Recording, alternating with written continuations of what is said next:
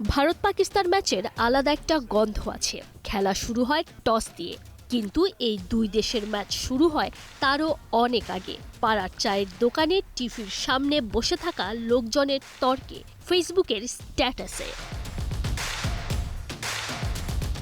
এবারের আলোচনার কেন্দ্রে উসমান তারিক। নামটা খুব বেশি বড় হয়ে ওঠেনি, ঘরে ঘরে পোস্টার টানানো হয়নি, কিন্তু ক্রিকেট বড় নিষ্ঠুর খেলা এখানে পরিচয় নয়, পারফরমেন্স কথা বলে। আর উসমান তারিক সেই ভাষায় কথা বলতে শুরু করেছেন। প্রথম 4টি টি-20 ম্যাচে 11 উইকেট, ইকোনমি 6-এর নিচে, গড় 8-এর নিচে। তিনি প্রমাণ করে দিয়েছেন, ম্যাচ যখন হাতছাড়া হয়ে যাচ্ছে বলে মনে হয়, তখনও তিনি সেটাকে হাতের মুঠোয় আনতে পারেন। তারিকের বল দেখলে প্রথমে খুব বেশি রহস্যময় মনে হয় না। আসল রহস্য অন্য জায়গায়, গতি নিয়ন্ত্রণে।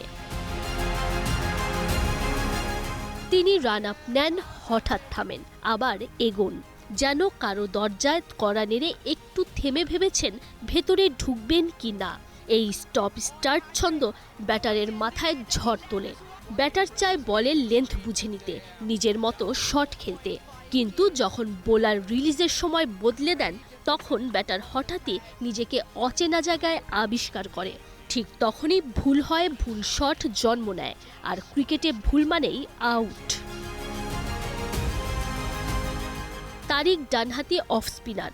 ভারতের বর্তমান ব্যাটিং লাইন আপে বাঁহাতি ব্যাটারের সংখ্যা বেশি।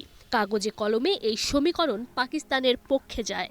অফ স্পিন বাঁহাতিদের থেকে দূরে সরে যায়, সামান্য এজ হলেই ক্যাচ। তার ওপর যদি একটু গতি বদল, একটু ভিন্নতা যোগ হয়, ব্যাটারের মাথায় সন্দেহ ঢুকে যায়। সন্দেহ ক্রিকেটের সবচেয়ে বিপজ্জনক জিনিস।